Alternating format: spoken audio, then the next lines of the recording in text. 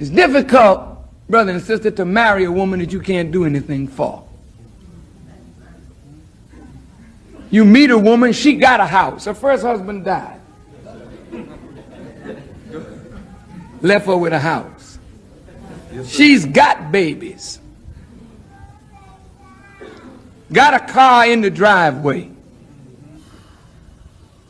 What can you do for her? If you don't have a whole lot of sense where you can upkeep her spiritually and mentally and psychologically and emotionally, you better leave her alone. You can't handle that.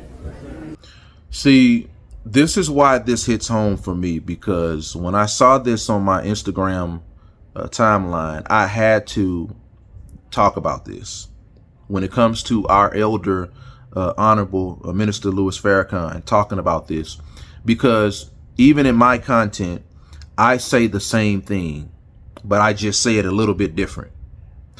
And I'm going to just stick to his message right there before I go any further, because think about this. He talked about, our Honorable Minister Louis Farrakhan talked about a woman that has a house by herself, a woman that has cars in the driveway, but that comes across as too intimidating for some men, in other words. And that's basically what I say, where in the meantime, until further notice, whether a woman is widowed or if a woman is just a regular single woman, and if she happens to have a house, if she happens to have a car or two out there in the driveway, and she's single or widowed, in the meantime, what is a woman to do?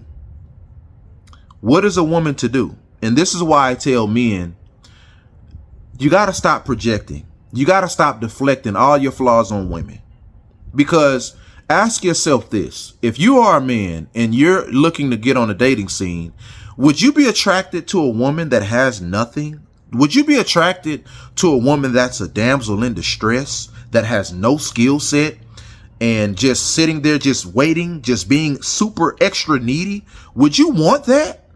No, you wouldn't be attracted to that. But if a woman has a skill set to provide for herself and has a home, has a house, has cars in the driveway, or even if she's widowed and she's established, then she has a house, has cars, that's intimidating, because she has something that you're not able to provide for her. So you don't want a woman that's a damsel in distress, but you don't want a woman that's, I guess, independent with a skill set.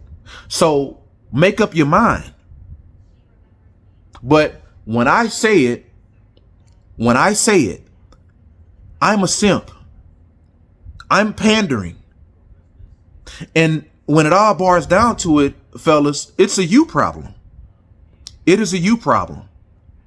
Because if you're constantly moving the goalposts, that means that you don't know yourself.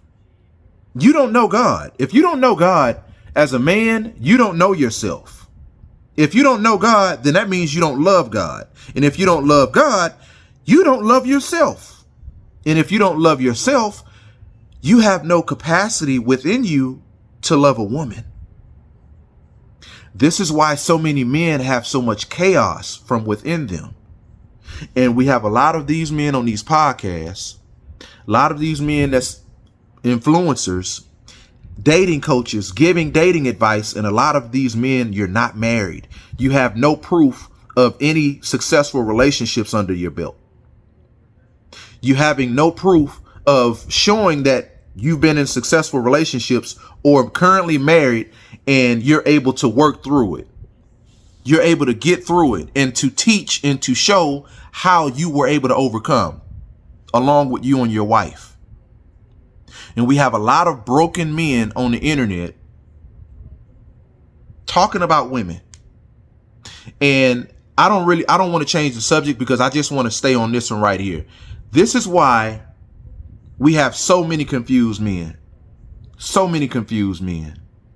Because it made me feel good to see that video clip, to show that I'm doing the right thing.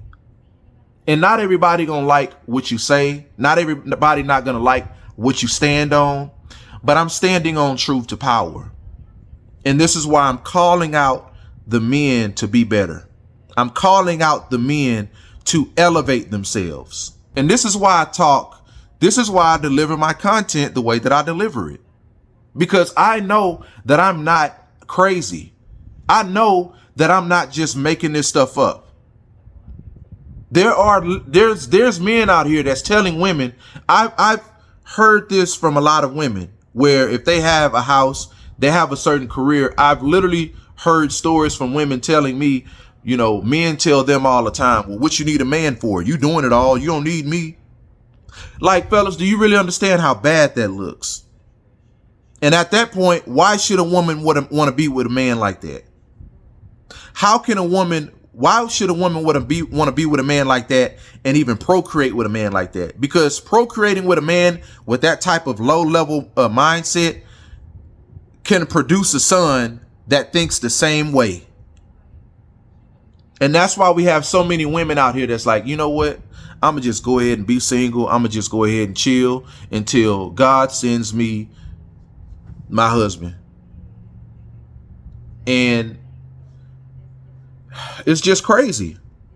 But I just wanted to expound on that for a little bit, because that's just crazy to me. If a woman has a house, if a woman has cars, and if a woman is established, whether she's a widow or a single woman, it's intimidating either way.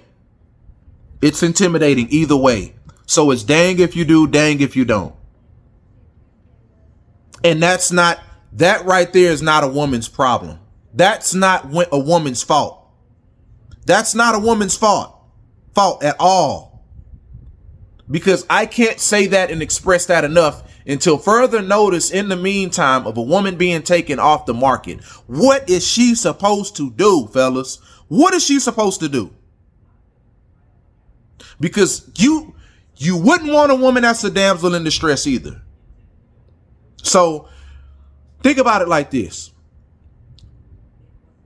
There are a lot of men on the internet that bash women for being single moms. Okay, you don't want to date a woman with kids. You don't want to be a stepfather. And I get it. That's your preference. Okay, cool. But it's corny to have a preference, but at the same time, troll and bash. That's my problem with a lot of you men that troll women for being single moms, disguising it in a way as holding women accountable. But anyway, you don't want to date a woman that's a single mom. You don't want to date a woman that's independent. She don't create space for you to feel needed. She has a skill set to provide for herself without you. So you want to write her off as too masculine. If a woman is 30, 35, 40, older and single and childless, then that means something wrong with her. Man, a man ain't got you pregnant yet. A man ain't wiped you up yet. Then something wrong with you, man. I don't know about that, man. Something wrong with you. She hit the wall. Ha ha. Corny. So you don't want this. You don't want that. You don't want this. And you like the indecisive man.